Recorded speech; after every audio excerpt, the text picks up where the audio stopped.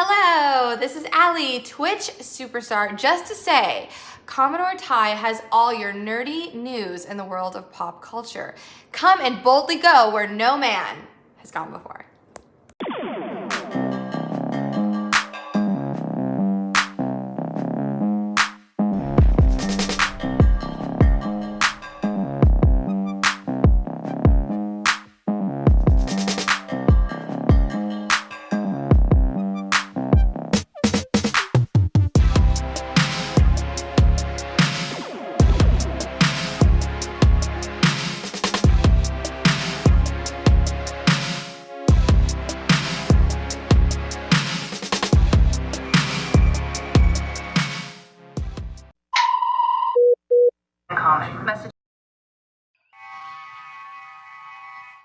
Hello, this is Commodore Ty Coles here with another review of The Falcon and the Winter Soldier. This one will be episode 3, Power Broker. We start off with your typical recap of the previous episode, and if you guys want to know, here's my recap of the previous episode. Just click on the I. Now that we're going into the third episode, Barnes is going to meet Zemo, and he's with Sam, and they're in the prison in Germany.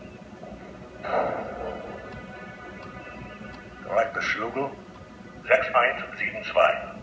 This is all unknown to the new Captain America right now, who's trying to track the Flag Smashers down as well, but in a more blunt manner. Die Amerikaner seid so Unmenschen geboren.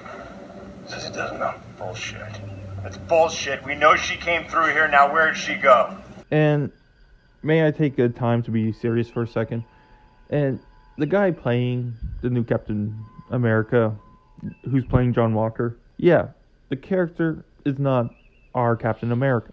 If you know anything about the comics, he's the U.S. agent. He's a more gritty, down-to-earth, not by-the-books type of person.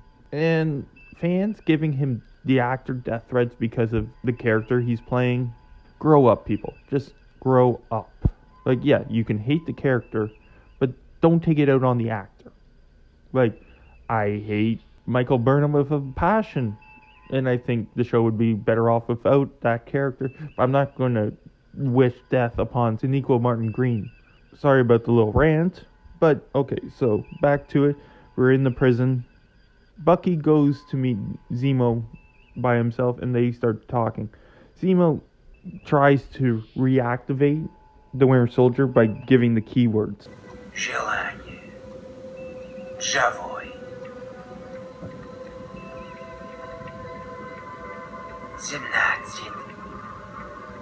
Those days are over. So his time in Wakanda paid off. He's back with Sam in this garage, and he's talking about getting Zemo out of prison.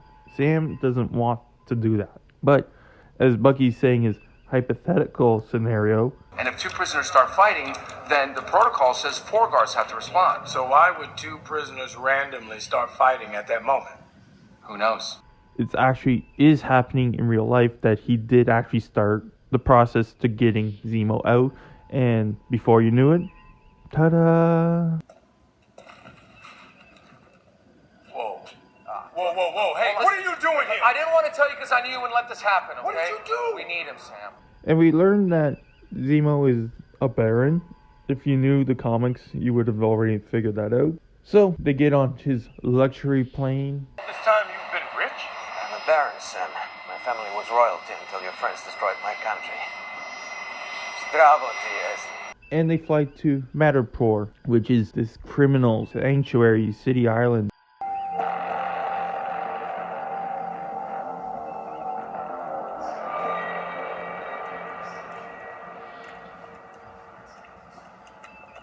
They're in the bar, and Bucky channels his inner Winter Soldier and kicks the crap out of a whole bunch of people just so they can get a meeting with a high-ranking criminal called Shelby. Denis Soldat.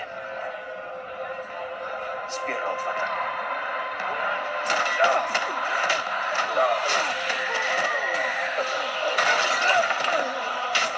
It's great to see her, but again, they kill her off. This really cool, interesting criminal character who happens to be female. The super soldier serum is here in Madripoor. Dr. Wilfred Nagel is the man you want to thank or condemn. And they killed him off. This is the second series I've seen do that to an interesting underworld character. They kill him off in the same show they introduce him. If you don't know what I'm talking about, Picard, episode 5. So, before she dies, of course, she's revealed the Power Broker. And for people that don't know who the Power Broker is, he's this mad scientist character in Marvel.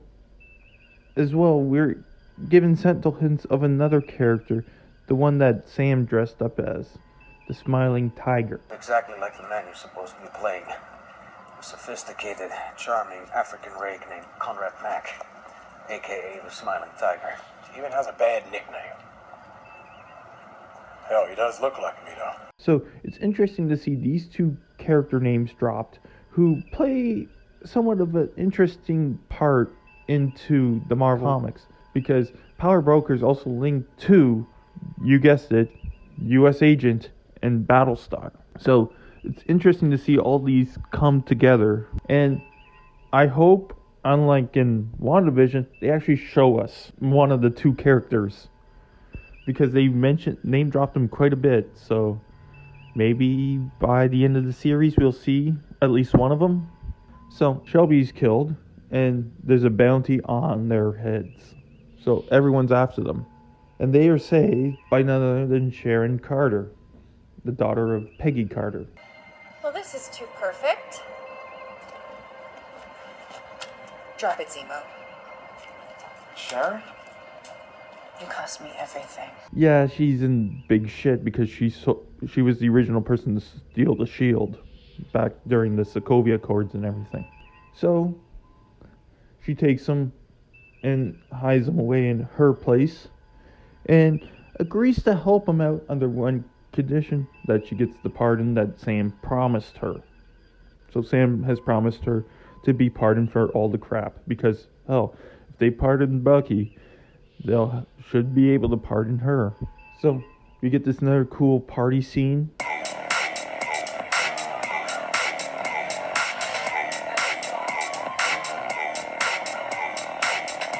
Dope music. They track down the Doctor, and he reveals that he created the perfect super serum.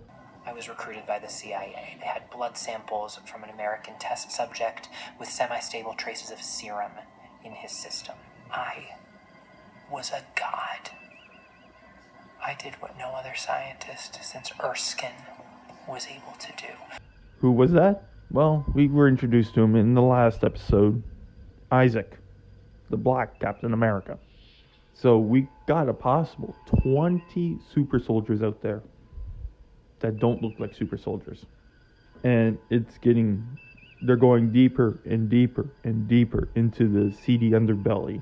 I think the payoff will be Power Broker, but I also think that maybe Zemo is not telling us 100%, because we do see the mask. We do see him go off on his own a few times. So they continue to follow their leads. After now, the Doctors got killed, and they just escaped a whole bunch of hitmen. During the scene with the hitmen, Sharon Carter shows how badass she is.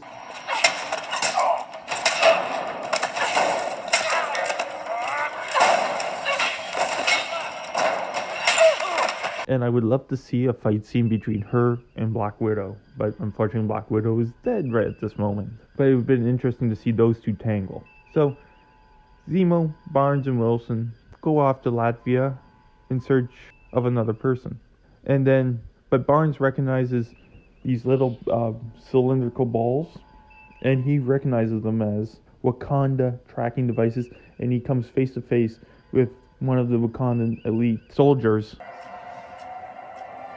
was wondering when you were going to show up.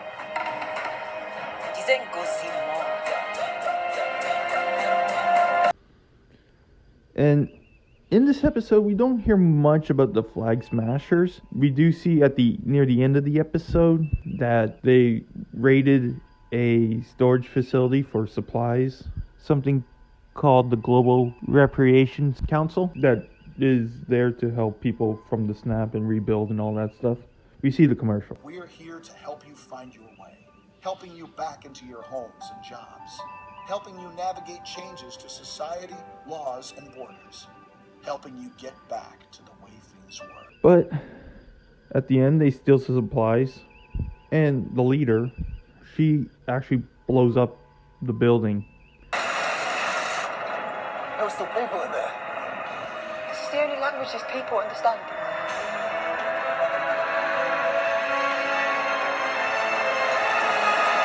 Showing how desperate she is and how far she has gone. Like, even her subjects look like they might be starting to question her motive.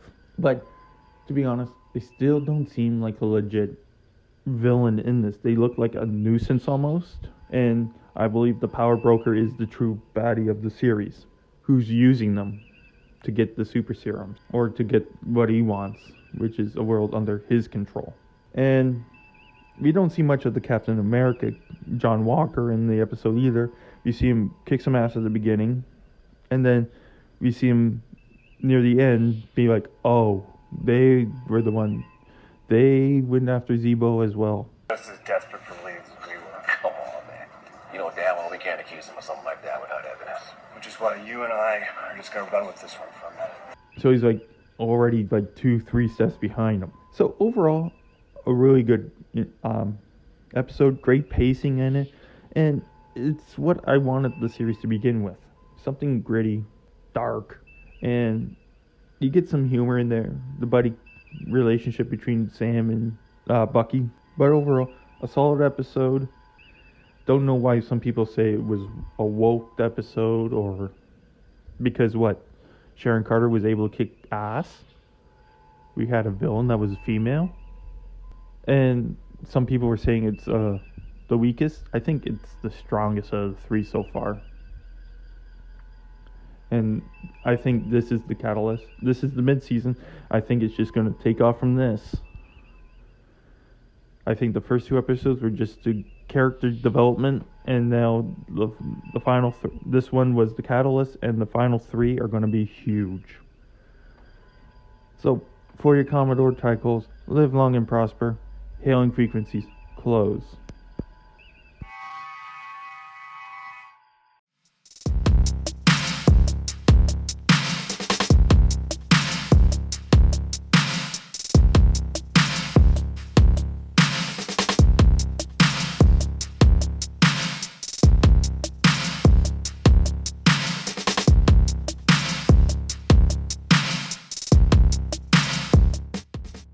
Thank you for watching the video. Please like the video, subscribe to the channel, watch one of my other videos, and if you can show your support by donating to my PayPal. So, for Commodore Ty, live long and prosper all, and for now, until next time, the hailing frequencies are closed.